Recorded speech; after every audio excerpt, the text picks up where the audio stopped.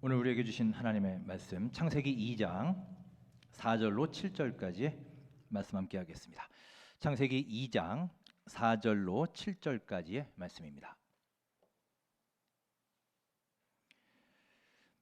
창세기 2장 4절로 7절까지의 말씀입니다. 우리 한 목소리로 합독하시겠습니다. 이것이 천지가 창조될 때 하늘과 땅의 내력이니 여호와 하나님이 땅과 하늘을 만드시던 날에 여호와 하나님이 땅에 비를 내리지 아니하셨고 땅을 갈 사람도 없었으므로 들에는 초목이 아직 없었고 밭에는 채소가 나지 아니하였으며 안개만 땅에서 올라와 온 지면을 적셨더라. 여호와 하나님이 땅의 흙으로 사람을 지으시고 생기를 그 코에 불어 넣으시니 사람이 생명이 되니라. 아멘. 하나님의 말씀입니다. 자, 여러분 반갑습니다. 오늘은 10월의 첫 주일이자 한가위 감사주일로 지킵니다. 민족의 명절 추석, 올해는 아주 긴 연휴입니다. 남은 연휴 기간 알차게 계획 세우셔서 즐겁고 행복한 명절 보내시기 바랍니다. 함께 우리 서로 명절 인사 나누겠습니다. 즐거운 한가위 명절 보내십시오. 우리 명절 인사 나눌까요? 예, 가족과 함께 주님의 사랑 누리시고요. 은혜 충만한 시간 되시기 바랍니다. 오늘은 교회력상 창조절 5째 주일입니다. 하나님이 세상을 만드시고 토브 보시기에 좋았더라 감탄하며 말씀하셨습니다. 특별히 오늘 함께한 창세기 2장은 아주 중요한 의미를 가진 장이라 할 수 있습니다. 먼저 창세기 1장은 우리가 잘 아는 바와 같이 창조에 대한 내용입니다. 세상을 하나님께서 창조하셨습니다.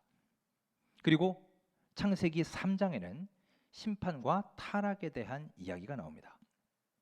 자, 그렇다면 이 두 사건의 사이, 창조와 타락 사이에 있는 창세기 2장은 성경 전체에서 창조된 세상의 타락 이전의 모습을 보여주는 유일한 장이라 할 수 있습니다.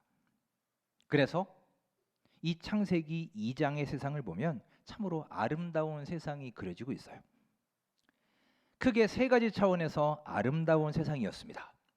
첫째, 우리 인간과 하나님과의 관계입니다.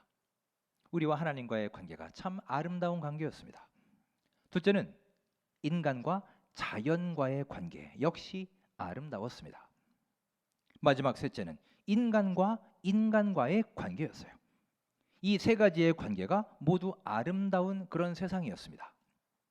자, 이런 배경 속에서 오늘 말씀을 함께 보겠습니다. 본문 5절 6절 말씀 우리 함께 읽겠습니다. 여호와 하나님이 땅에 비를 내리지 아니하셨고 땅을 갈 사람도 없었으므로 들에는 초목이 아직 없었고 밭에는 채소가 나지 아니하였으며 안개만 땅에서 올라와 온 지면을 적셨더라. 아멘. 이 당시의 상황이 묘사되어 있습니다. 자, 어떤 상황이었는지 한번 볼까요? 들에는 초목이 아직 없었다. 그리고 밭에는 채소가 아직 나지 않았다라는 거예요. 6절에서는 안개만 땅에서 올라왔다라고 합니다. 자, 그러면 이 말씀을 근거로 해서 당시 세상의 모습을 한번 생각해 보십시오. 자, 그림 보실까요? 대략 이런 정도 되지 않겠습니까? 나무도 없고 풀도 없고 채소도 과일도 하나도 없고 당시에 창조된 세상의 모습은 아마 이런 좀 황량하게 보이는 모습이었을 겁니다. 그런데 다시 5절을 보시면 왜 열매가 없었다고 했나요? 왜 초목이 없었고 왜 채소가 나지 않았느냐? 그 이유를 말씀하고 있죠. 두 가지로 말하고 있습니다. 자, 5절 맨 앞을 보시면 첫째, 여호와 하나님이 땅에 비를 내리지 아니하셨기 때문이다. 비가 오지 않았기 때문이에요. 그리고 둘째, 땅을 갈 사람이 없었기 때문이라는 거예요. 우리 옛날 개역 한글판 성경에는 경작할 사람이 없었기 때문이다라고 합니다. 그래서 이 두 가지의 결과로 나타나는 것이 바로 초목이 없었고 채소가 나지 않았다라는 것입니다. 여러분, 우리는 오늘 이 말씀을 통해 하나님의 창조 질서의 중요한 원리를 생각해 보고자 합니다. 즉, 우리가 삶에서 열매를 맺기 위해서는 꼭 필요한 두 가지가 있다는 것입니다. 첫째는 하나님께서 비를 내려 주셔야 한다는 것입니다.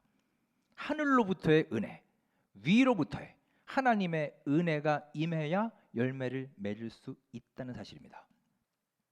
그런데 거기에 또 하나 필요한 것이 있습니다. 바로 우리 사람의 수고입니다. 여러분, 농사를 한번 생각해 보십시오. 농부가 열심히 씨를 뿌리고 경작하고 추수를 해야죠. 농사는 정말로 열심히 성실하게 하지 않으면 결코 결실과 수확을 얻을 수 없습니다. 당연하죠. 하지만 그것만으로, 열심히 하는 것만으로는 결실을 보장할 수는 없습니다. 제 아무리 열심히 파종을 하고 땀을 흘리고 정성을 다해도 하늘에서 비가 제때 내리지 않으면, 날씨와 기후가 뒷받침되지 않으면 그 농사는 망치는 겁니다. 명확한 한계를 가지고 있습니다. 정리하면, 하늘에서 은혜의 비를 내려주시지 않거나 혹은 땅에 수고하는 사람이 없으면 열매를 기대할 수 없는 것입니다. 즉, 은혜와 수고가 만날 때, 하나님의 은혜와 인간의 수고가 함께 할 때 비로소 풍성한 열매를 맺게 될 것이다. 이것이 바로 우리 하나님의 창조의 원리이며 강조하시는 교훈임을 기억하시기 바랍니다. 자, 그렇다면 이 원리를 우리의 삶에 한번 적용해 보겠습니다. 만일 지금 우리가 서 있는 곳에, 여러분의 가정에, 여러분이 다니는 직장에, 내가 속해 있는 목장에, 또한 내가 섬기는 교회에 열매가 열리지 않습니다. 열매가 없습니다. 그렇다면 그 이유는 무엇일까요? 왜 열매가 없느냐? 오늘 말씀에 의하면 두 가지 이유라는 거예요. 하나님의 은혜가 없거나 수고할 사람이 없거나 둘 중 하나라는 것 아니겠습니까? 하늘에서 비가 내려야 할 것이고 땅에서 열심히 경작할 사람이 있어야 열매를 기대할 수 있습니다. 둘 다 필요합니다. 둘 중에 어느 하나만 없어도 결실이 되지 않습니다. 사랑하는 여러분, 먼저 올 가을에 우리 하나님의 크신 은혜를 갈망하시며, 주님, 은혜의 비를 내려주소서, 성령의 비로 메마른 나의 심령을 적셔주시고 감동케 하옵소서 간절히 부르짖어 기도하는 가운데 응답받고 결실 맺는 풍성한 삶을 살아가시기를 주님의 이름으로 축원합니다. 자, 또한 우리는 열심히 수고하는 삶, 즉 땅을 갈고 경작할 사람이 꼭 필요합니다. 여기서 땅을 갈다, 경작하다라는 말이 히브리어 아바드라는 단어인데요, 이 성경에서 자주 쓰이는 말입니다. 히브리어 사전에서 이 단어를 찾으면 크게 세 가지의 뜻이 나옵니다. 첫째는 serve, 섬기다, 봉사하다라는 뜻이 있습니다. 두 번째는 앞서 말씀드린 것처럼 경작하다, 땅을 갈다라는 뜻이고요. 세 번째는 worship, 예배하다라는 뜻이 있습니다. 이 각각의 의미를 가지고 오늘 본문을 다시 읽으면 이 말씀이 더 깊이 와닿을 수 있을 겁니다. 자, 여러분, 다시 묻습니다. 우리가 속한 공동체에 왜 열매가 없는 것일까요? 왜 우리 가정에 열매가 없을까요? 왜 우리의 직장에 열매를 맺지 못할까요? 바로 아바드 할 사람, 수고할 사람이 없기 때문이라는 거예요. 그러면 이 수고가 어떤 수고를 말하느냐? 자, 먼저 serve, 봉사할 사람, 섬기는 사람이 있어야 합니다. 여러분, 한 공동체 안에 섬기는 사람, 수고하는 사람, 열심히 헌신하는 사람이 없으면 어떻게 열매가 있을 수 있을까요? 가령 만일 여러분의 가정에 화목이라는 열매가 맺히기를 원합니다. 그러면 누군가는 먼저 미소를 짓고, 때로는 좀 화가 나고 우라통이 터지고 해도 좀 참고 억누르고 평화의 손을 먼저 내미는 사람이 있어야 되지 않겠습니까? 누군가는 먼저 낮아지고 먼저 섬겨야 열매를 기대할 수 있는 거예요. 우리 목장에도 누군가 헌신하고 섬기는 사람들이 있죠. 그러니까 그 목장 모임이 지속되죠. 주로 리더들이 목자, 부목자들이 그런 역할을 하게 됩니다. 그분들의 헌신과 섬김으로 인해 목장의 믿음의 열매가 열릴 수 있는 거예요. 교회의 부흥도 마찬가지입니다. 여러분, 교회의 믿음의 성숙과 회복의 열매는 어떻게 가능합니까? 당연히 하나님이 은혜를 주셔야 하지만 또한 섬김과 헌신을 실천하는 사람들이 반드시 필요합니다. 기도로 헌신할 사람들이 필요합니다. 몸으로 헌신하는 사람 필요하고, 물질로 헌신하고, 자신들이 가진 은사로서 헌신하는 사람들이, 그런 충성된 백성들이 반드시 필요합니다. 여러분, 이런 섬김을 잘 실천하셔서 여러분의 가정과 직장과 교회에 풍성한 열매를 맺어가는 올 가을 우리 모두의 삶이 되시기를 주의 이름으로 축원합니다. 두 번째로, 이 아바드라는 말의 뜻은 cultivate, 경작하다라는 뜻입니다. 여러분, 이 cultivate라는 말로부터 유명한 culture, 문화라는 말이 나왔어요. 즉 공동체가 열매를 맺기 위해서는 새로운 문화, 건강한 문화를 만들 사람이 필요하다는 것입니다. 여러분, 이것은 굉장히 중요한 말이에요. 예전에 제가 사역하던 교회에 언젠가 평신도 성경 공부 모임이 생겼습니다. 우리 권사님들, 집사님들 몇 분이 모여서 그냥 교역자 없이 성경 공부를 좀 하고 싶다고 담임 목사님께 말씀을 드렸습니다. 그러니까 목사님은 성경 공부를 교인들이 한다고 하니 허락을 하셨죠. 그렇게 서로 이제 마음에 맞는 사람들 한 대여섯 명이 모여서 성경 공부를 시작했습니다. 처음에는 제대로 잘 했습니다. 한 1시간 하면 한 50분 성경에 대해서 쭉 얘기하고 나머지 한 10분 정도 자기들 삶의 얘기를 나누고 그렇게 했는데, 이게 이제 시간이 지나면서 서서히 이게 바뀌기 시작한 거예요. 성경 얘기하는 시간은 점점 줄어들고 이제 자기들 얘기를 하기 시작하고, 처음에는 은혜를 나누는 얘기를 하다가 이제 슬슬 신변 잡기 같은 얘기를 하기 시작합니다. 그렇게 한 4, 50분을 그런 얘기를 하는 거예요. 그러다가 어느 날 한 사람이 그 자리에 없는 김 집사, 이 집사의 흉을 보기 시작합니다. 그렇게 한 명 한 명이 끼어들다가 나중에는 이제 당회원들 욕하고 목회자 욕하고 이러면서 아주 이상한 부정적인 문화가 생겨나기 시작했어요. 그러다가 서서히 이제 그분들 부부가 함께 모이게 되고, 나중에는 이제 남녀가 따로 방에 모이게 됩니다. 남자들은 한쪽 방에서 뭘 했을까요? 네, 술 마시고 고스톱 치고, 여자들은 딴 방에서 수다 떨고, 이제 이 단계까지 이르게 되었어요. 그러니까 이름만 성경 공부 모임이지 이제 정작 성경은 완전히 사라져버린 잘못된 문화가 자리 잡게 되었습니다. 그래서 그 모임 정리하느라 굉장히 애 많이 먹었습니다. 여러분, 교회에 일단 그런 문화가 뿌리를 내리면 이게 자기들만의 문제가 아니에요. 그 전염성이 굉장히 큽니다. 처음에는 별 영향이 없는 것 같아도요, 어느 순간 나도 같이 남들 흉보고 같이 불평하고 그들과 비슷한 행동을 하게 돼요. 나쁜 에너지를 뿜어내게 됩니다. 이렇게 분위기라는 것이 하나의 문화를 형성하게 되고 그것은 굉장히 영향력이 크죠. 그래서 건강한 문화를 세우는 것이 매우 중요합니다.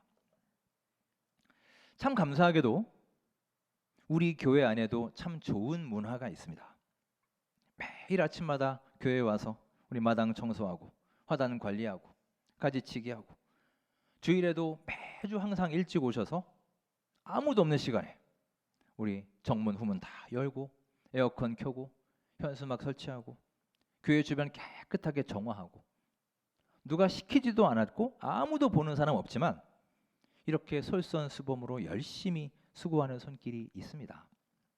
오늘 아침에도 하셨어요. 저는 가끔 멀리서 이렇게 볼 때도 있고, 요즘에는 카메라가 있으니까 또 CCTV로 볼 수 있습니다. 처음에는 맨날 하는 분만 했습니다.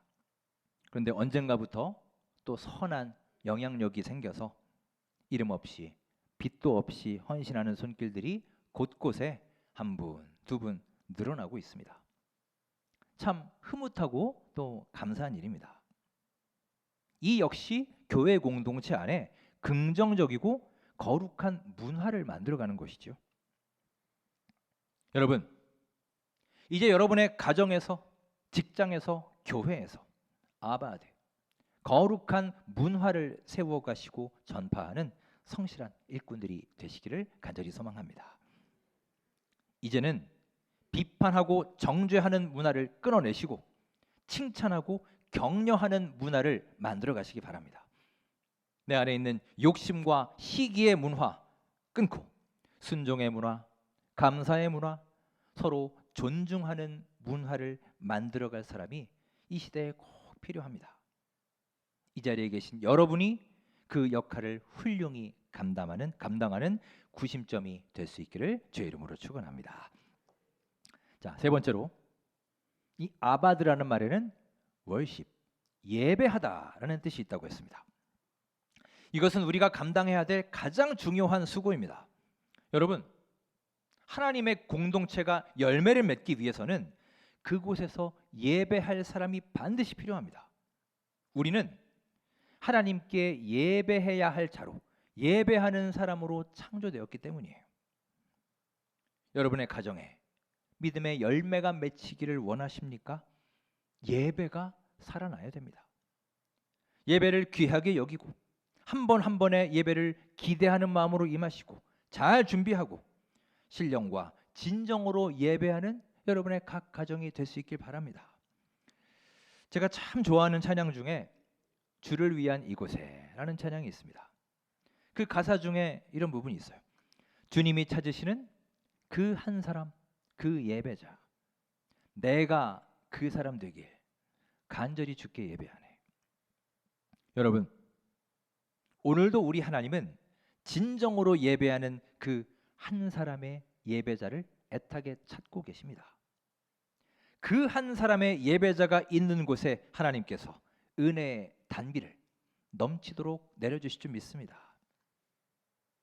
여러분, 아바드, 경작할 사람이 없는 게 문제예요.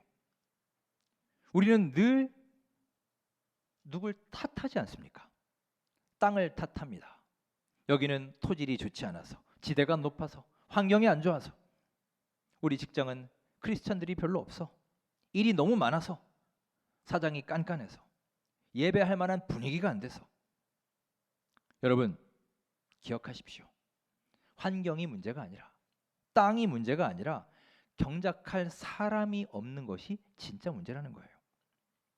하나님은 지금도 아바드, 수고할 그 사람을 찾고 계십니다. 즉 섬김을 실천할 수 있는 사람, 새롭고 긍정적인 문화를 만들어갈 사람, 영과 진리로 예배할 그 사람을 간절히 찾고 계십니다. 이 자리에 함께 하신 여러분과 제가 바로 그 사람이 되어서 우리 하나님의 큰 기쁨이 되시기를 주의 이름으로 축원합니다. 자, 이어서 우리 7절 말씀을 함께 읽겠습니다. 7절입니다. 여호와 하나님이 땅의 흙으로 사람을 지으시고 생기를 그 코에 불어넣으시니 사람이 생명이 되니라. 아멘. 사람을 만드신 하나님의 창조 원리가 나옵니다. 흙으로 사람을 지으셨어요. 그리고 그 흙에 생기가 더해진 것이 바로 우리 인간이란 말입니다. 결국 우리 인간은 뭡니까? 흙이에요. 결국 우리는 먼지라는 말입니다. 다시 말하면 우리는 별것 아니라는 말이에요. 그러니 우리는 늘 겸손하게 살아야 한다라는 교훈입니다. 우리 사람을 뜻하는 라틴어는 호모입니다. 우리 호모 사피엔스 이런 말 많이 들어보셨죠? 사람을 뜻하는 말이에요. 그런데 겸손을 뜻하는 라틴어는 후밀리타스라는 말이 있는데요. 재밌는 것은 이 두 개의 단어, 인간과 겸손이 어원이 같습니다. 둘 다 후무스라는 라틴어에서 왔는데 이 후무스라는 말이 바로 흙이라는 뜻이에요. 즉 인간은 흙이기 때문에 겸손해야 된다라는 의미입니다. 그런데 여러분, 인간은 흙이지만 한갓 먼지에 불과하지만 동시에 하나님의 생기가 들어간 존재입니다. 그래서 우리 인간은 물질적 존재이면서 동시에 영적 존재이고요. 유한한 존재이면서 또한 무한한 존재가 될 수 있는 거예요. 이렇게 인간은 흙으로 만들어졌지만 하나님이 그 코에 생기를 넣어 주셔서 비로소 생명체가 된 것입니다. 따라서 여러분, 삶이라는 게 다른 게 아닙니다. 하나님이 우리에게 생기를 넣어 주셨고 이 생기로 우리는 후 하고 호흡하는 거예요. 숨을 들이마셨다가 숨을 내쉬었다가 또 마셨다가 내쉬었다가 이것의 반복입니다. 그게 삶입니다. 그러면 여러분, 반대로 죽는 것은 무엇입니까? 내가 이 호흡을, 들숨과 날숨을 영원히 할 수 있을 줄로만 압니다. 우리는 숨 쉬는 것에 대해 그리 심각하게 생각하지 않고 살잖아요. 그렇게 숨을 한번 내쉬었다가 다시 들어 마시려고 했는데 누가 그 숨을 거두어 가버린 거예요. 그래서 우리가 사용하는 죽음을 일컫는 여러 표현 중에 숨을 거두었다라는 말이 있습니다. 누군가가 나의 이 숨을 거두어 가버린 것이지요. 누가 거두어 갔겠습니까? 이 숨을 주신 분이 다시 거두어 가신 것이지요. 요즘 우리 교인들 중에도 아프신 분들이 참 많습니다.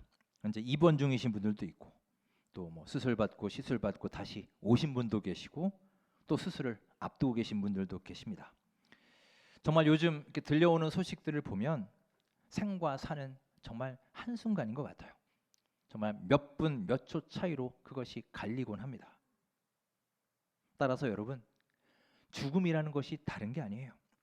하나님이 생기를 주셨고 호흡하면서 살다가 영원히 그렇게 살 수 있을 줄 알고 숨을 들이쉬고 다시 숨을 뱉었습니다. 그런데 호흡하려고 봤더니 누가 숨을 거두어 가버린 것입니다. 여러분, 이게 죽음이에요. 놀랍게도 대부분의 사람들은 그 죽는 순간에 하늘을 향하고 죽습니다. 아주 특별한 경우를 제외하고, 무슨 뭐 사고가 났다거나 어디에 갇혀 있다거나 이런 경우를 제외하고는 보통은 하늘을 향해 누워서 마지막 숨을 하나님께 뱉고 숨을 거두게 됩니다. 이것이 우리 사람의 인생입니다. 말씀을 정리합니다. 하나님이 세상을 창조하셨을 때 그곳에는 초목과 채소가 없었다고 했습니다. 왜 없었습니까? 이로부터 교훈을 얻습니다. 우리의 삶에 열매가 없는 이유는 두 가지입니다. 첫째, 하늘에서 비가 내리지 않아서이고, 둘째, 땅을 갈 사람, 경작할 사람이 없기 때문입니다. 은혜는 하나님의 영역입니다. 하나님이 은혜의 단비를 내려 주셔야 됩니다. 오늘도 그 주님의 은혜를 사모하는 마음으로 갈급한 심령으로 하나님께 부르짖어 기도하는 여러분과 저의 삶이 되시기를 간절히 바랍니다. 또한 우리는 아바 아들, 땅을 경작하고 수고하는 자가 되어야 합니다. 어떤 수고를 하느냐? 우리가 속한 공동체에서 섬기는 사람이 되어야 합니다. 또한 새로운 문화, 거룩하고 긍정적이고 아름다운 문화를 만들어가는 사람이 되기를 간절히 바랍니다. 마지막으로 예배하는 자, 영과 진리로 예배하는 자 되어 주님을 기쁘시게 하는 자 되기를 소망합니다. 그렇게 하나님의 은혜와 우리 인간의 수고가 만날 때 우리의 삶에 풍성한 열매를 맺게 될 줄 믿습니다. 또한 그것이 우리 주 하나님이 강조하시는 이 창조의 원리라는 것을 기억하시기 바랍니다. 마지막으로 우리 인간은 흙으로 만들어졌습니다. 흙은 낮아지고 또 낮아져서 사람들의 발에 밟힐 수밖에 없는 존재예요. 아무것도 아닙니다. 그러니 우리는 나의 정체성을 똑바로 인식하고 겸손하게 살아야 합니다. 그런 우리가 하나님의 귀한 생기를 받아 생명체가 되었습니다.